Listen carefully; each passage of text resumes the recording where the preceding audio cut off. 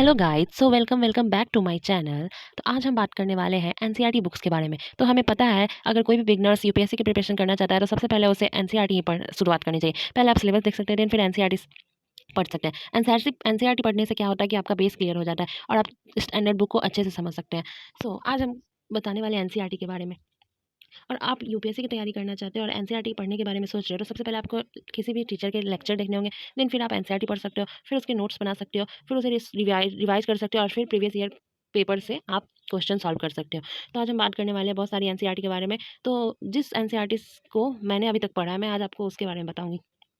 क्योंकि ऐसा क्या होता है कि सारी एनसीईआरटी तो हमें नहीं पढ़नी है और उतनी टाइम भी नहीं है हमारे पास कि हम सारी एनसीईआरटी पढ़ सकें। इसलिए हमें 6, 7, 8, 9, 10, 11, 12 की कुछ सब्जेक्टिव एनसीईआरटी ही पढ़नी है। जैसे आप कह सकते हैं क्लास 6 की हिस्ट्री पढ़ सकते हैं, क्लास 7 की हिस्ट्री। अगर आपके पास 1 साल है एनसीईआरटी पढ़ने के लिए तो आप 2 महीने में एनसीईआरटी कंप्लीट कर सकते हो। और अगर आपके पास यानी 2-3 साल बाद आपको एग्जाम देना है तो आप एनसीईआरटी को तो स्किप नहीं करो, तो वही कहूँगी मैं। क्योंकि एनसीईआरटी आपके लिए बहुत अच्छी है और बिटवीन द लाइन पढ़नी है। क्योंकि हम देख सकते हैं कि आज आज क्वेश्चन अगर हम प्रीवियस ईयर चेक करें तो बहुत सारे क्वेश्चन ऐसे हैं जो एनसीईआरटी से डायरेक्ट आए हुए हैं और कितने क्वेश्चन तो रिपीट भी होते हैं। इसलिए चाहे कोई भी टीचर हो या फिर कोई भी कोचिंग के टीचर हो, वो हमें यही बताते हैं कि एनसीईआरटी पढ़ना बहुत इंपॉर्टेंट है। और ऊपर से हमें एनसीईआरटी में बिटवीन द लाइन पढ़ना है। बिटवीन द लाइन पढ़ने से ऐसा होता है कि अगर कोई भी क्वेश्चन पूछेगा कम से कम आपका स्टैटिक पार्ट तो नहीं छूटेगा। अगर आपने कोई कोचिंग इंस्टीट्यूट ज्वाइन किया तो वहाँ पे तो एनसीईआरटी करवाते हैं। और अगर आप मेरी तरह फ्री सोर्स से पढ़ना चाहते हैं तो मैं आपको आपके लिए एक अलग से वीडियो बना दूँगी। मैंने अपनी कुछ एनसीईआरटी कंप्लीट कर लिया, कुछ अभी भी चल रही है, तो मैंने फ्री सोर्स से ही एनसीईआरटी कंप्लीट। तो अब हम बात करते हैं एनसीईआरटी के बारे में। तो यहाँ पे कुछ पॉलिटी की एनसीईआरटी है। यहाँ पे क्लास 6 की है, क्लास 7 की है, क्लास 8 की, क्लास 9 की लोकतांत्रिक राजनीति की 1 है, क्लास 10 की लोकतांत्रिक राजनीतिक 2 है, क्लास 11 की राजनीतिक सिद्धांत और 11-12 का जो भारत का संविधान है हमें राजनीति। यहाँ पे 12 की स्वतंत्र भारत में राजनीति और समकालीन विश्व में राजनीति। तो आपको 4 बुक तो बहुत इंपॉर्टेंट 11-12 की, जो ये राजनीतिक सिद्धांत और भारत के संविधान है, इनसे बहुत सारे क्वेश्चन आपको पीटी में मिल जा सकते हैं। तो अगर आप बिगनर्स है तो आप एनसीईआरटी क्लास 6 से शुरू कर सकते हैं और अगर आप बिगनर्स नहीं है तो आप 9 to 12 मैं कहूँगी आप इसके लिए ठीक है।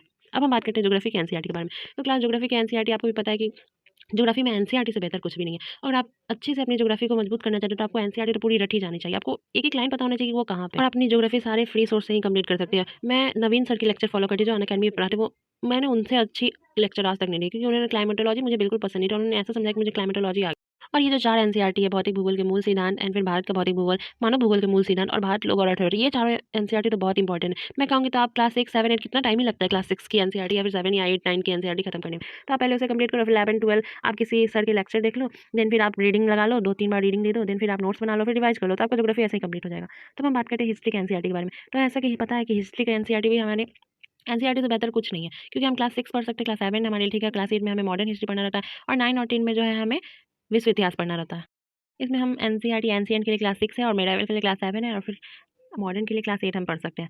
तो हमें क्या करना है, पहले क्लास 6 की एनसीईआरटी पढ़नी है, देन फिर हम तमिलनाडु बोर्ड की हिस्ट्री बुक भी पढ़ सकते हैं जो कि बहुत अच्छी होती है। फिर हम एनसीईआर हिस्ट्री की आर्य शर्मा की बुक आती है जो कि वो भी बहुत अच्छी होती है, तो हम उसे पढ़ सकते हैं। 7 की जो हमारे अतीत 2 है, हम उसे पढ़ने के बाद मिनारल हिस्ट्री पढ़ सकते हैं या फिर हम तमिलनाडु बोर्ड पढ़ेंगे तो हमें वहाँ पे एंशिएंट और मिनारल दोनों कवर हो जाता है। और फिर हमें क्लास 8 की एनसीईआरटी पढ़ने के बाद हमें डायरेक्ट मॉडर्न हिस्ट्री जाना है जो कि बिपिन चंद्रा के द्वारा लिखी गई है। तो इससे आपका हिस्ट्री का सेक्शन कवर हो जाएगा। अब हम बात करते हैं आर्ट एंड कल्चर के लिए। तो आर्ट एंड कल्चर के लिए बेस्ट बुक है ये क्लास 11 की है, जो कि आपको आधा कॉन्सेप्ट क्लियर करेगी और जो सब सिलेबस के अनुसार इसमें नहीं है तो आप नितिन सिंघानिया से कवर कर सकते हैं। Thank you for watching guys.